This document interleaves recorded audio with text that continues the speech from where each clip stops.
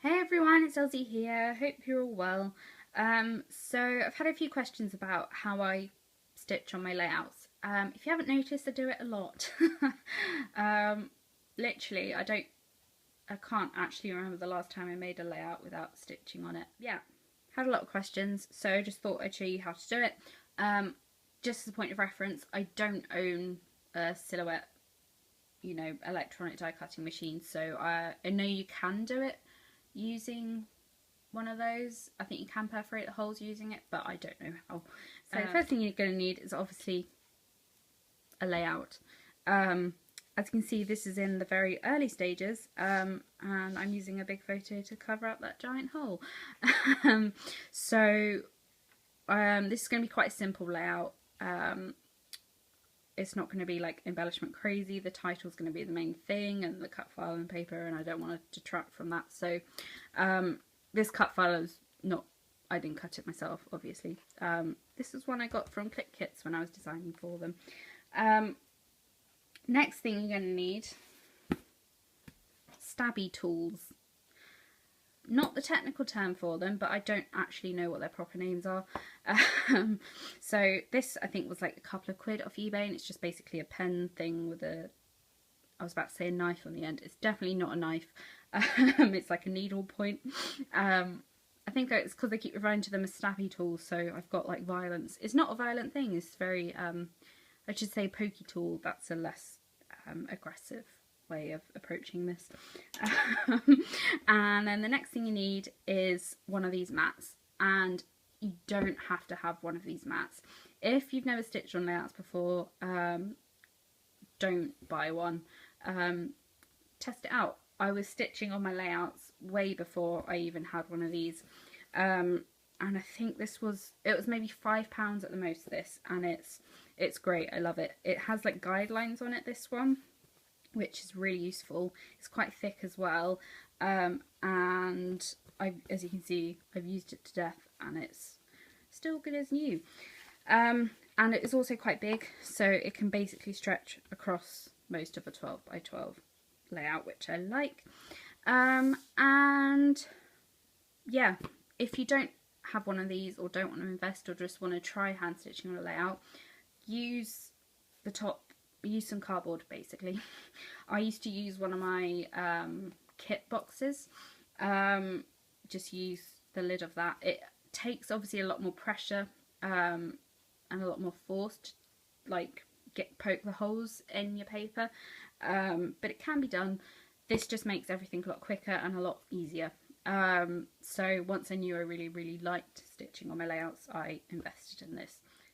Next thing, I have this little pin box, which I love. I got this in like some sort of charity shop, and it's really useful because I can just, wherever I'm stitching, just carry my bits and bobs round with me. So have some embroidery scissors. These obviously aren't essential, but they're mint and I love them. And got a load of needles. I'll explain more about the needles in a bit. And then different bits of scrap thread, basically. Yeah. And then you also need a laptop or a tablet or a phone that connects to a printer. So yeah, I'm gonna get on with it. Oh, before I forget, I also have this, which I got in my Felicity Jane, you can probably see it better over there, got in a Felicity Jane kit, and it's basically a stencil with like arrows and like lines and crosses and stars, that kind of thing. And that makes stitching on layouts really easy. Yeah, you can use one of these. I know Amy Tan brought out a range of these, and I think other companies do as well. So you can, if you don't want to use a computer or whatever, you can use stencils. Yeah, I recommend getting one of these if you are a bit unsure of what to do. These are great. These are a great starting point. And yes, it is my laptop case.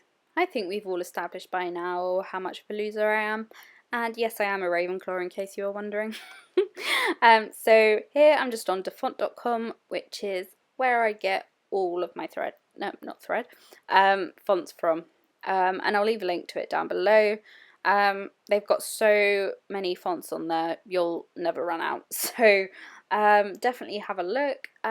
It also has instructions on the website about how you download the font onto each computer, and I'm not going to explain that because it's kind of different for each computer, so it's really easy, and yeah, they have it on their website. So, and then I just use Word, and I use different text boxes just so I can move the letters and whatnot around, and I just have a play with different fonts and different sizes and different, just, have a play really.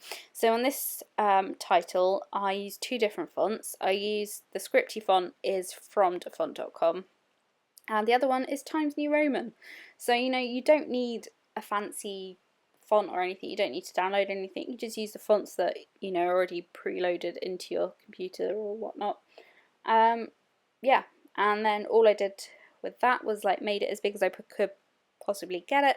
So yeah, the width of an A4 piece of paper, and then I also made it an outline, and that's just purely just to save on ink, because this is just basically a template. It's not a design element really. I'm not going to be sticking the paper on, and yeah, I mean, this is a principle that you can apply to anything. If you watched my hot air balloon layout from a few layouts ago, you would have seen me use this for a hot air balloon shape, and I traced an image and then used that as a guideline. It's a similar thing. I just use a lot of my stitching for titles, just because I'm really fussy about typeface and thickers and things like that. So yeah, and I love stitching. So yeah, a few things to note as well when you're doing this is that you need to think about what kind of thread you're using, like how thick your thread is going to be.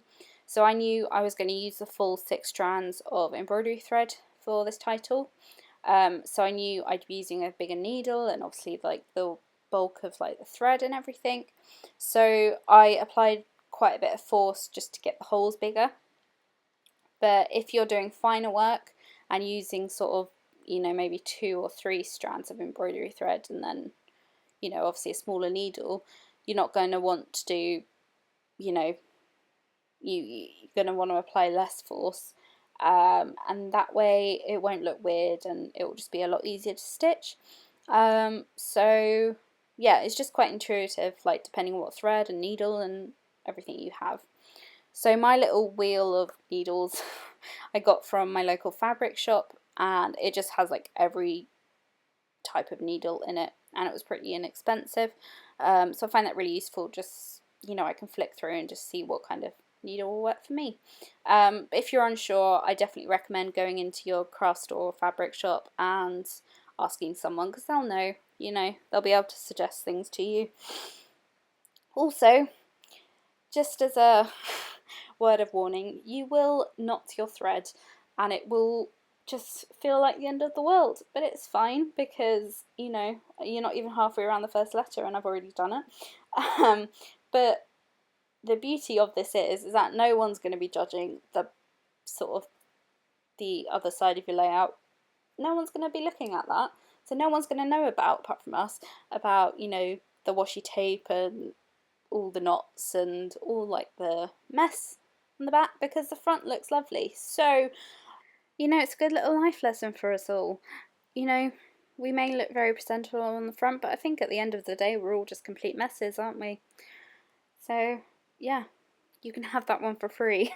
You came here for stitching and I give you philosophy. You're welcome. So I saved you the boredom of watching me stitch everything, and as you can see here, I just kept the embellishment quite simple. I fussy cut some paper from a Felicity Jane kit, and yeah, the title was the main thing that I wanted on the layout, and yeah, that's it. So if you have any other questions or anything, please leave me a comment and I'll answer you. So yeah, I hope that's helpful, hope that's answered any of your questions, and I should have a process video for you next week at some point. So I'll see you then everyone, bye!